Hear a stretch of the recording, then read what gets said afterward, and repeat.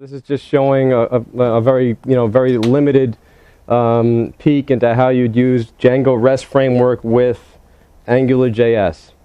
And if you're not familiar with AngularJS, it's worth checking out. It's like a knockout backbone, Angular, Ember. There's a bunch of them out there. But Angular is interesting, and I've been using it for a couple projects, and it's been extremely helpful.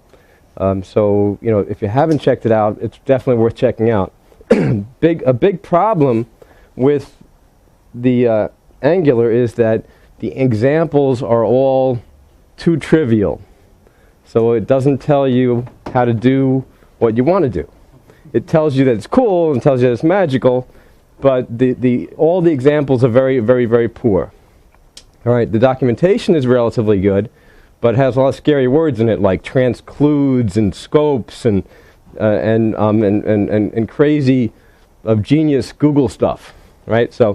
But it is actually relatively easy once you get past that. And they're addressing the documentation issues. So if you've been frustrated with that, I think everybody has. But anyway, that's the website for Angular. I'm going to make the world's most boring shopping list. Right now, this is that's what's going on. There's a Django REST API built into that's already been set up, and Django REST framework, for those that don't know, there's two major frameworks, right? There's Tasty Pie and there's Django REST. I've used both. I'm using Django REST more often. It's extremely active. A lot of people contributing to it. And it has the nice user interface that comes for free when you build your API. You can add items. So this is a category name and whether it's important. So I can add an item to shop for right here, right through the API browser. It just comes for free. So how do you? We'll go look how you get that functionality. So basically, you have a model, right? It's an item to buy, and everybody here hopefully has done Django models. It's very, very, very simple, right? So to hook this up to the REST framework, we just define a serializer. The serializer is just a fancy way of getting this to JSON or XML or what have you. And it follows, the REST framework follows the same pattern as the Django framework follows. So basically, just type the model name, put some fields that you want to serialize, and you're off to the races. This ordering is wrong. That's a typo. I did this on the train on the way here. Doesn't hurt it though. Still works. All right, so that's the model part, and then there's a view part. Okay, so we got a couple views here. We have a very, very simple application going on. The top is basically the index page, so you can pretty much ignore that. But right here and here, item list and item detail are all that you need to do to have a REST API for that model. All right, you can do a lot more, but this is all you really need to do basic stuff like add, delete, list, filter, and things like that. You just specify the model and specify the serializer class, and you're off to the races. So we'll look at the matching URLs so you know how that works. So this is the URL. That's the home. That's the the top page, the boring shopping list page. And then there's two, this is an individual item right here, and this is an item list. So that's going to be the ID of the item, and that's all items. You can get fancier than this. This is just very basic. All right, so now, so we have the REST API, and we have Django set up and running. All right, but we don't really have much excitement. All right, we have an empty shopping list, no way to add items except unless we go to the API view, which we're not supposed to know about. That's for developers, right? So if we look at the index page, the template, there's not much going on here yet. The shopping list doesn't have any functionality built in. All right, so what we're going to do is we're going to step through this step by step and start hooking up AngularJS, just so you guys can see how that goes.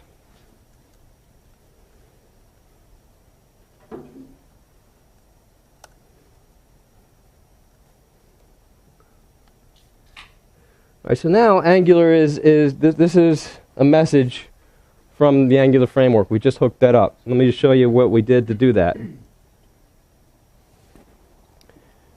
We added this JavaScript. You can go to a CDN for that, or right now it's actually loaded on this laptop. But you just need one JavaScript library, right? You don't need jQuery, you don't need anything else. You just need this. And as far as the frameworks go, it's pretty small if that matters to you, right? A couple other things that apps leave out, that the demos leave out. We're going to call our application shopping. And this is the unique thing about Angular is that it's declarative. You would declare stuff in your HTML, which usually you were taught to avoid that, but in practice, especially when you're starting to do dynamic Ajax-y stuff, everybody to some degree does declarative work in their HTML. So Angular is like a step to making HTML suitable for application type declarative concepts. And so this is the application. Most demos just say ng-app and leave out the name. So the name's important because you have to tie things together. Then you have controllers, and controllers are really just a definition of scope. And you can have nested controllers. So everything within a controller only sees itself, and it has a read-only view of its parents. Right? And it took a little while to understand that. There's not a lot of magic going on. All right? You name controllers as well. Another thing you might not see in typical samples is an initialization. And this is important when you're working with real-world applications. Like, I'll give you an example. You might have a controller in a tab, and the tab has an index or a name or a selector or something. And so so you have and your application might have 4 tabs. All right. So how do you tell your controller what what it's supposed to care about? You can pass information into that controller with this init declarative statement. And so what else we have in here? Here, that message, you'll see here init data pipes to JSON. So that is this ready for action. You can there's a JSON filter built into Angular, so in your template, so you can pipe any object into a pretty JSON view, so that it's easy to debug and see what's going on. So we're just piping in a data from scope right into there, and you'll see more complicated stuff as we get there. But there's a problem. We had to put verbatim in here. And verbatim is a new tag for Django 1.5, I think. And the reason we put that in there is because the default templating braces conflict with Django. I'm going to show you how to fix that. Let's look at the JavaScript file. Okay, so this is a this is just the start of the demos usually skip the JavaScript file because you don't have to have one, but we're naming things so we can actually do something. So here's shopping. So here's our shopping container. So this shopping is like the application, and then everything gets defined within shopping, so it doesn't pollute the namespace. So we have our shopping application, and we have our list controller, and in here we have that this is what gets called by ng-init, and all it does is copy the data that got passed into scope. And scope is just this this controller's local variable space, really. All right, so let's make this do something a little bit more interesting.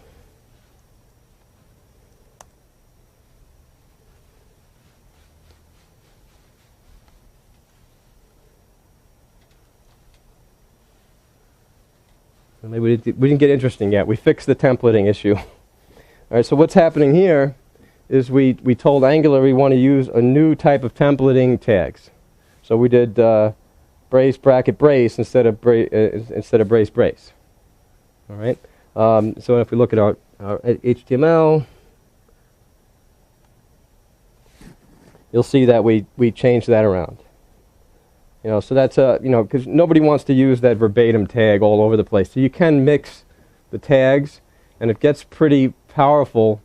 You're going to find that you're going to want to use Django to do certain things to your templates dynamically, or put certain things in there, but also use Angular templates as well. You're going to use both in concert. It sounds scary, but it helps. I mean, you can do some very interesting things that way.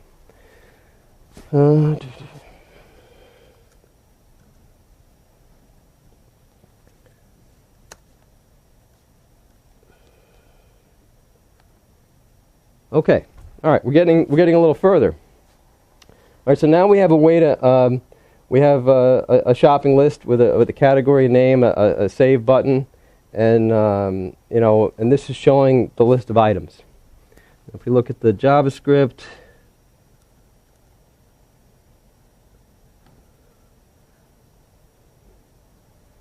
okay, we have a way to load items. So what we're doing here is we're defining a function in scope called load items, and this function is assigning a promise to call our API to this variable, and if you've never seen promises before, Angular templates automatically know about promises, and what a promise is that you basically it's an asynchronous act. So you don't immediately get a list of items, you get a promise for a list of items. And then Angular knows how to do that in the template, but when you're actually dealing with that in code, you have to be aware of that. So we can actually go to our API view,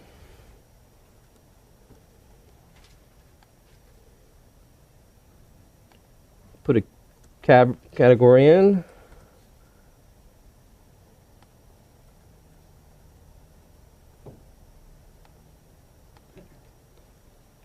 okay, and then we'll refresh this page, and we'll see that the items, that it did work. So that function did get called, and it populated the list, right?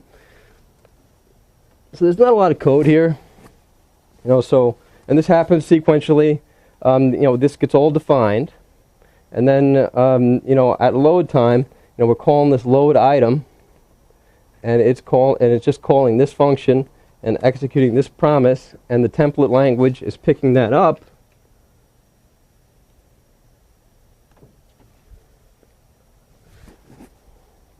Picking that up here. So ng repeat, which is, I don't even know what ng means, but whatever. That's like just convention for Angular. Yeah, so everything starts with ng, all this stuff, and there's a zillion ways to do it. That's another problem with the documentation, but this is the most common way you're going to see it. This is not valid HTML. You could put data-ng repeat in front of it to make it valid, but nobody does it that way. So item in items. So what's going on here is items is that variable in scope, and ng repeat is iterating over those items right in your template, and then we can't fit the screen, but you get the idea. Item.category is the category, and item.name is the name, and that matches what's going on our Django model, right? So that's and if you look over here, you'll see that we have a couple other things defined: ng model, and for category and name, and we have a save item. So let's go look at that and see what's going on.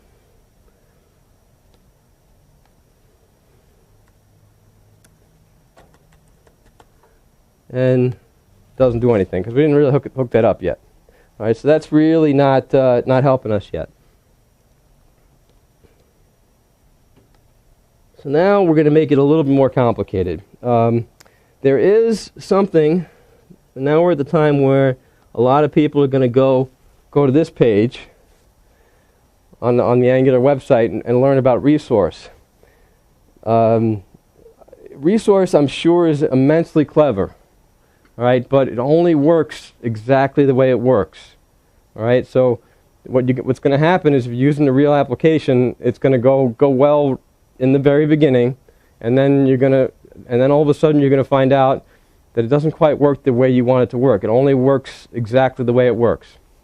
So what most people end up doing is saying, okay, I'm done with resource, I'm going to do it my own way. All right? So I'm sure resource works perfectly well for certain applications, but it's not hard to not use it. So what you end up using instead is this. And that's like jQuery Ajax. It's like almost identical to the Ajax call for jQuery. It's very easy to use, very similar. So it won't be scary for anybody here. So now I'm going to show you that. I think this is the last step in the presentation in case you've fallen asleep. Okay.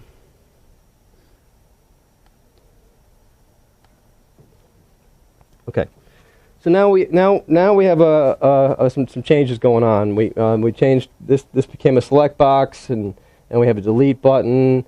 We have a little number there, a date, and some other things. So we'll explain what's going on here, but let's try to create something. And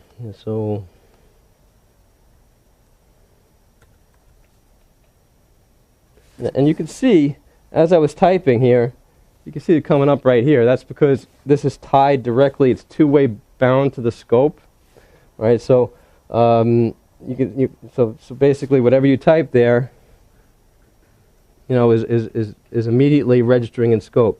I'm gonna hit save, and it posted this to the server through the REST API and added it, and it re-retrieved all the items and added to the list. These numbers are actually part of scope as well, and ng repeat, we saw that before, actually puts a couple things into scope. It puts your index, it puts whether you're the first item, whether you're the last item, and probably some other interesting things as well. But it puts things into scope so that you could leverage it in your template. So if you want your first item to be blue and your last item to be red, you could do that without any coding. Right? And the nice thing about Angular, you can get away without coding for a lot of stuff. So let's just delete this to prove we can. All right, and then we'll and if we want to look at what's going on here, let's okay,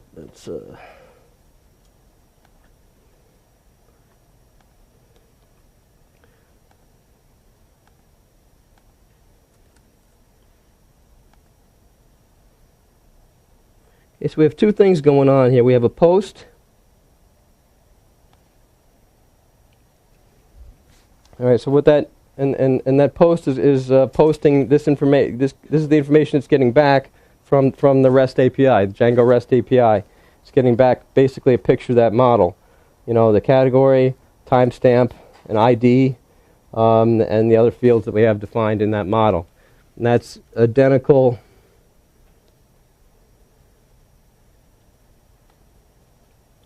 to this fields list that we defined over here. Right? Now, as far as the JavaScript goes, now it's starting to get a little bit more complicated. Okay, we'll go through this from the beginning. All right, so this stuff we've covered already, but now we're adding a service, and I'm just being clever and calling it model utilities. All right. All right, there's this scary looking handle error thing. Let's just show you what that is real quick. So that's basically if we hit save,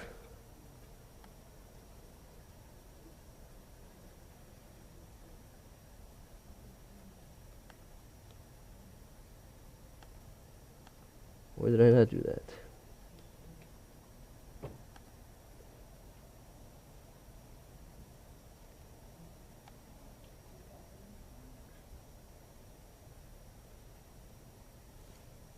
Typo.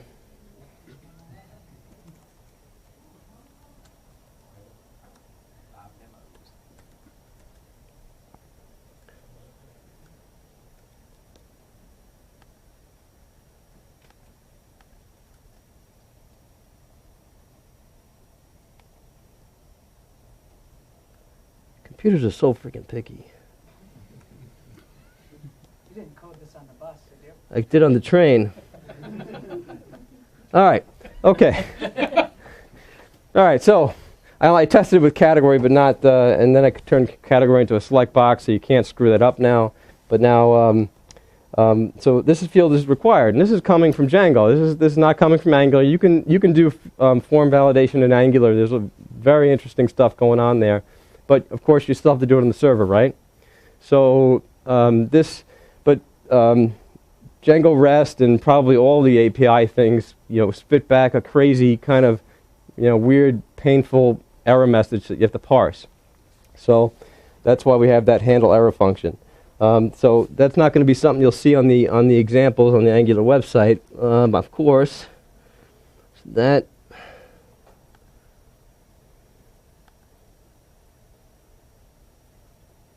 All right, so what's going on here in this handle error function is way too much for this demo.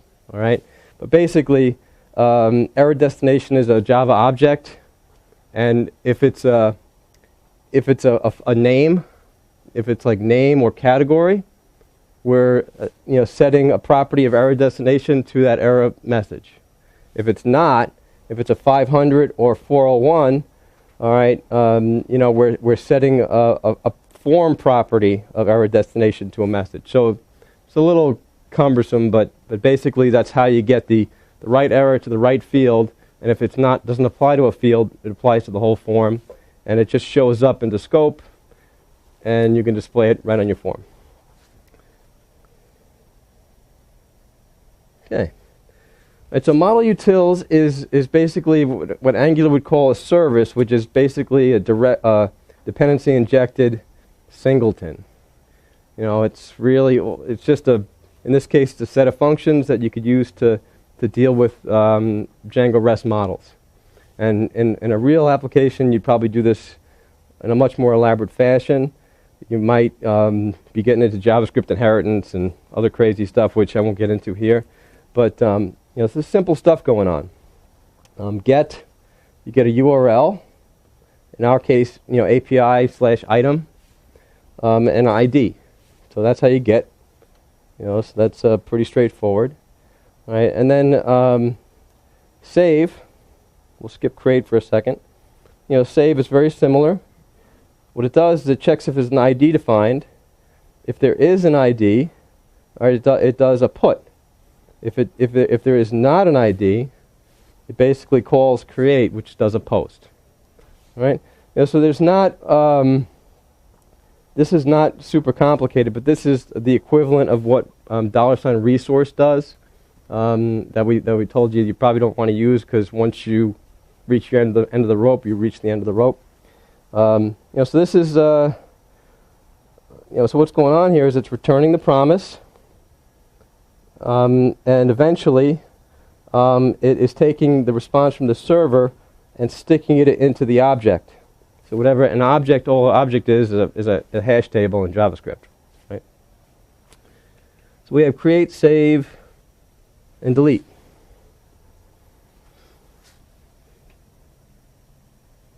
Right. So the way we make that show up to our into our controller is we just inject it by name.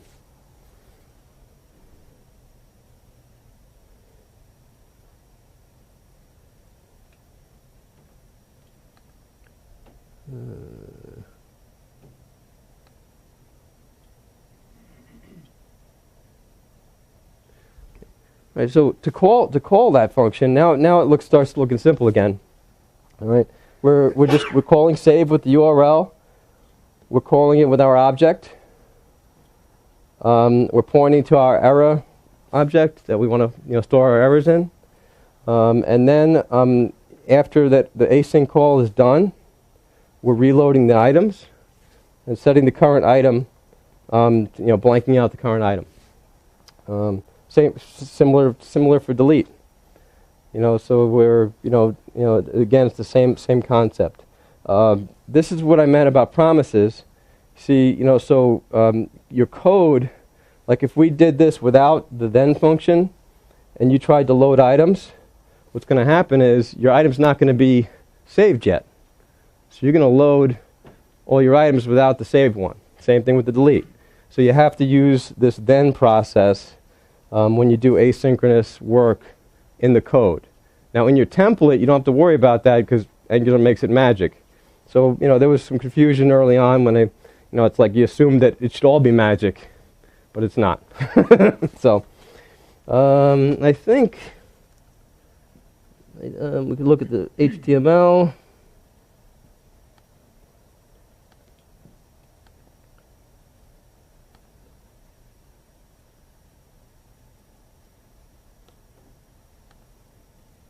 So now it's getting a little bit more complicated.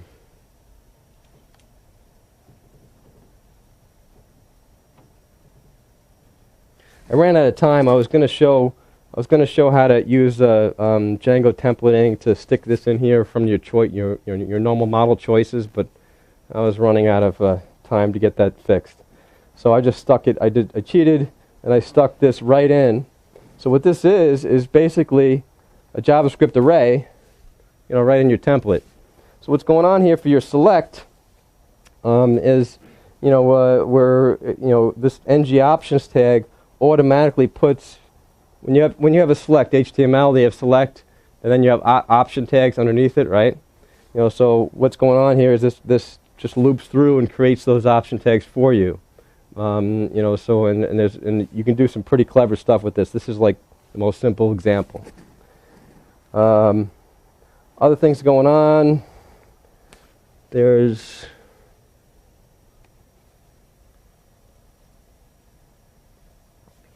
up here we pointed out this $ index. This is automatically put in there by this ng repeat. We talked about that. The date, item created on date. So the date does not look like this.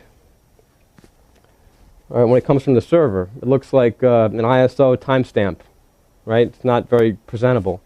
So there's a built-in Django. Angular comes with a bunch of clever filters and little extras, so you don't have to roll your own. So this is just piping, that ISO date into this and converting it by default to a whatever format that is, a default short format. ng-click, we talked a little bit about that.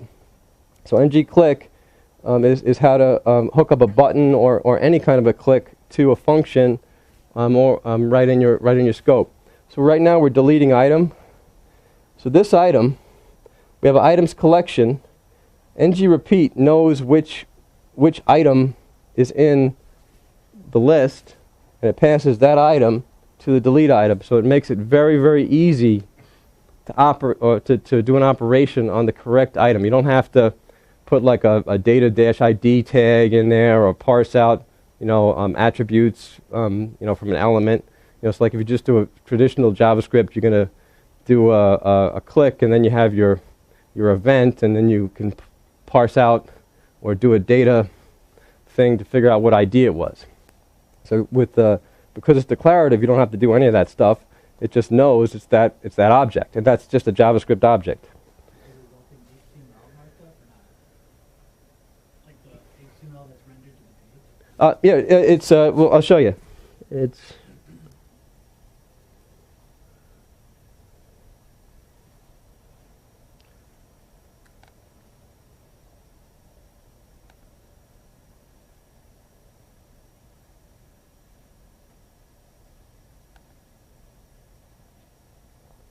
all right, so that's kind of hard to okay,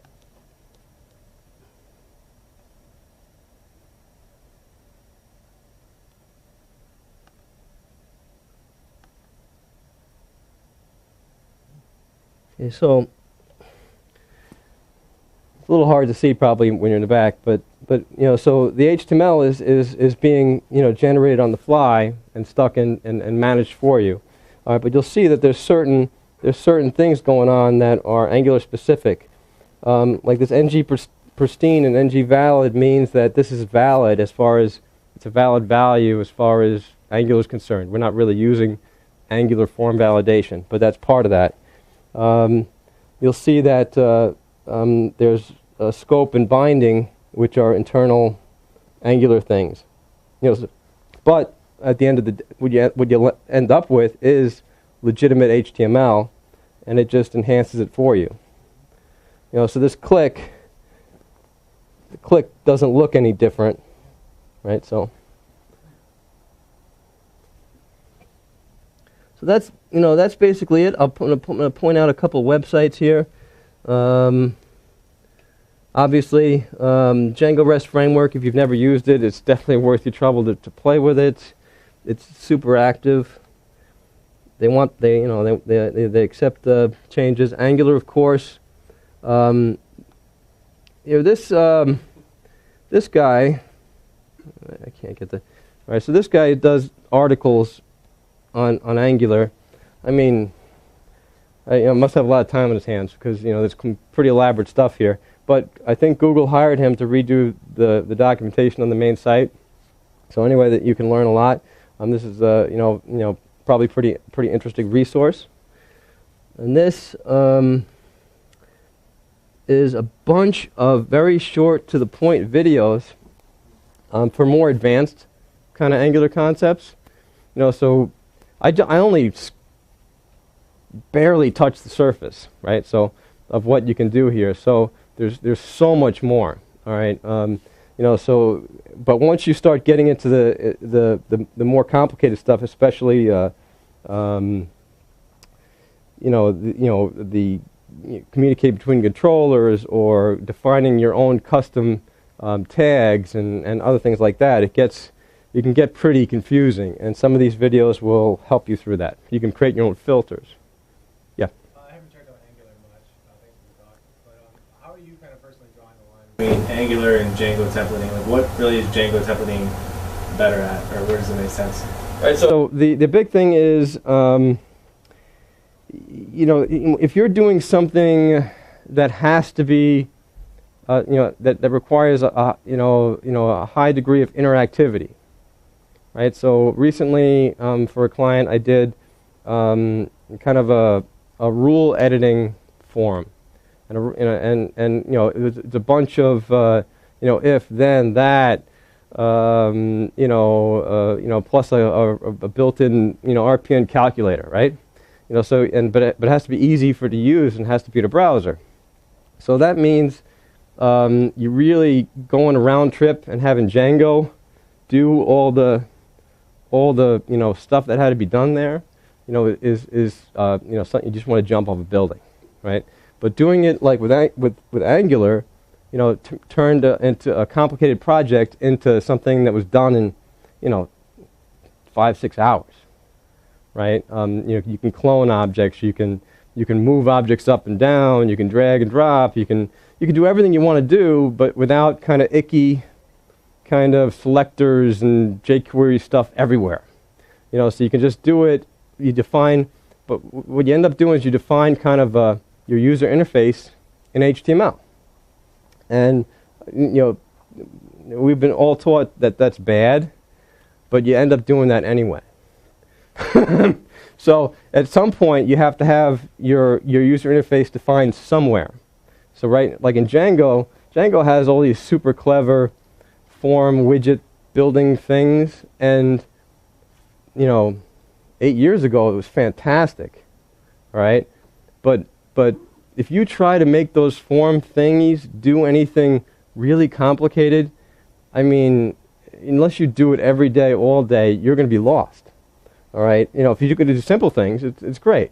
But if you're going to be doing interactive, complicated things with Django's built-in form support, it becomes a chore, right? So for me, it's about when do you need the interactivity? When do you need to not do a round trip to the data to the server? So Django and most frameworks, I think they should be primarily involved in in enforcing rules, changing data, creating data, but they should not really necessarily be used so much for providing interactivity and complex user interface. So and I think that there's I think you still need both. Django is a great platform for doing this type of work. You still, a lot of people say, yeah, I don't need anything now. I could just do it all on the client. It's not true. Never when you're doing a real application. You still need a server behind the scenes, and Django provides a tremendous amount to help you do that. And some of those things are like django-rest-framework or tasty pie. The model. As much as people don't like the ORM, it's still fine for most people.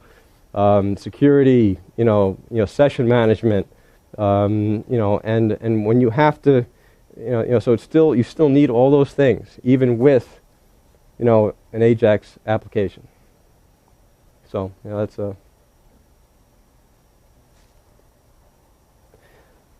question. So for Django REST, what kind of features does it have to support? Say you want to build an external facing API. Tasty Pie has like account provisioning and generates tokens automatically and it's throttling. Does Django REST offer those sorts of things that allow you to easily create accounts for third-party developers, throttle their usage, and just kind of control? Yeah, it has OAuth 2. It has tokens. You can use it kind of as a standalone API, or you can use it in concert with a regular website, so that you could leverage the user's existing session, the traditional, logged in session cookie. So it has all the same similar types of things. They're both perfectly good projects. I'm just using Django REST more often, because it seems to be a lot more active. I mean, they fix bugs right away. They cut a release. If you put a question on their mailing list, you're going to actually get an answer right away. I mean, there's probably 20 active developers on it. So that's. Yeah. Elaborate on that point. I'm about neck deep in this stuff right now. Tasty Pie is kind of very much resource based. You go to resource. And REST framework is basically class-based views. It inherits from Django's class-based views. It does support the same stuff in the end, but it's very much how you develop, depending on which one you pick. So I find class-based views a little more flexible for your own API stuff, but yeah, it has the same basic functionality. This where does jQuery and Angular cross paths, or do you use one in place of the other? Or do you use your example? You don't use jQuery at all.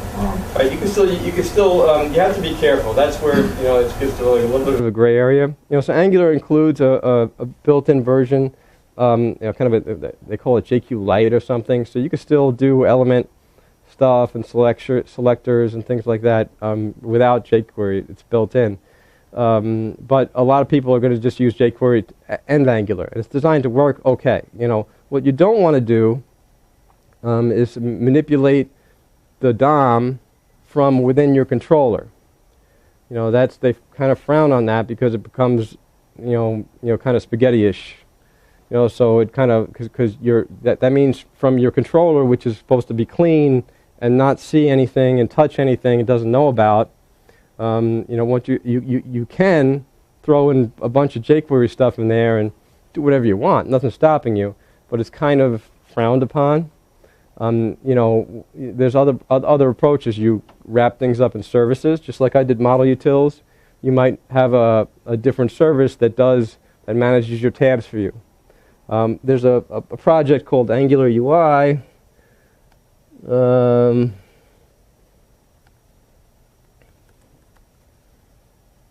Which I really should have probably mentioned.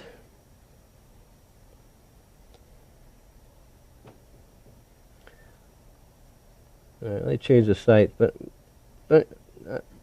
all right, so they have a bunch of add-ons, and these guys are doing it. All right, so they just broke the site, but that's okay. Pardon our dust, but they have a bunch of things that they're working on that more UI. So Angular by itself doesn't do anything with user interface. As far as it's concerned, HTML is a user interface. That's it. So if you want fancier stuff, then you need to use libraries or roll your own. So there's a bunch of stuff here. There's modules, Bootstrap. So this uses Bootstrap styles, but no Bootstrap JavaScript.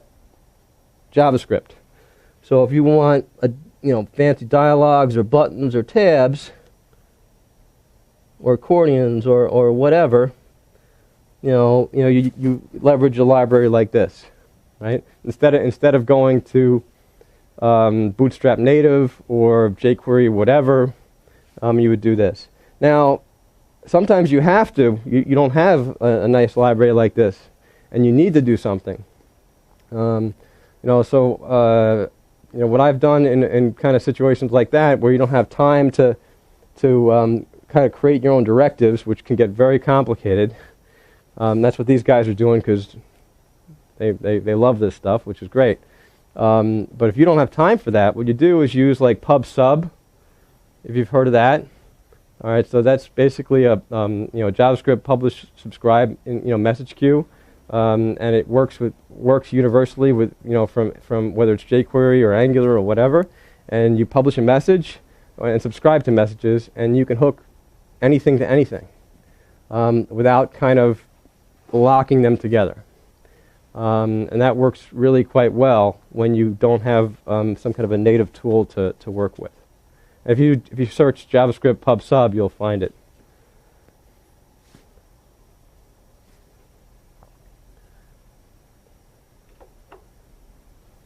Anything else? Thanks, George. Build your API. You can add items. So this is a category name, and whether it's important. So I can add an item to shop for right here, right through the API browser. It just comes for free. So how do you? We'll go look how you get that functionality. So basically, you have a model. Right, it's an item to buy, and everybody here hopefully has done Django models. It's very, very, very simple, right? So to hook this up to the REST framework, we just define a serializer. The serializer is just a fancy way of getting this to JSON or XML or what have you. And it follows the REST framework follows the same pattern as the Django framework follows. So basic and crazy genius Google stuff, right? So, but it is actually relatively easy once you get past that. And they're addressing the documentation issues. So if you've been frustrated with that, I think everybody has. But anyway, that's the website for Angular. We're going to make the world's most boring shopping list. Right now, this is that's what's going on. There's a Django REST API built into that's already been set up, and Django REST framework, for those that don't know, there's two major frameworks, right? There's TastyPie and there's Django REST. I've used both. I'm using Django REST more often. It's extremely active. A lot of people contributing to it, and it has the nice user interface that comes for free when you build so we'll look at the matching URLs so you know how that works. So this is the URL. That's the home. That's the the top page, the boring shopping list page, and then there's two. This is an individual item right here, and this is an item list. So that's going to be the ID of the item, and that's all items. You can get fancier than this. This is just very basic. All right, so now, so we have the REST API, and we have Django set up and running. All right, but we don't really have much excitement. All right, we have an empty shopping list, no way to add items except unless we go to the API view, which we're not supposed to know about. That's for developers, right? So if we look at the index page, the template, there's not much going on here yet. The shopping list doesn't have any functionality built in. This is just showing a very very limited peek into how you'd use Django-rest-framework with AngularJS. And if you're not familiar with AngularJS, it's worth checking out. It's like a knockout backbone, Angular, Ember. There's a bunch of them out there, but Angular is interesting, and I've been using it for a couple projects, and it's been extremely helpful. So if you haven't checked it out, it's definitely worth checking out. A big problem with the Angular is that the examples are all too trivial. So it doesn't tell you how to do what you want to do. It tells you that it's cool and tells you that it's magical, but all the examples are very poor. All right, the documentation is relatively good, but has a lot of scary words in it like transcludes and scopes, and just type the model name, put some fields that you want to serialize, and you're off to the races. This ordering is wrong. That's a typo. I did this on the train on the way here. Doesn't hurt it though. Still works. All right, so that's the model part, and then there's a view part. Okay, so we got a couple views here. We have a very simple application going on. The top is basically the index page, so you can pretty much ignore that. But right here and here, item list and item detail are all that you need to do to have a REST API for that model. All right, you can do a lot more, but this is all you really need to do basic stuff like add, delete, list, filter, and things like that. You just specify the model and specify the serializer class, and you're off to the races.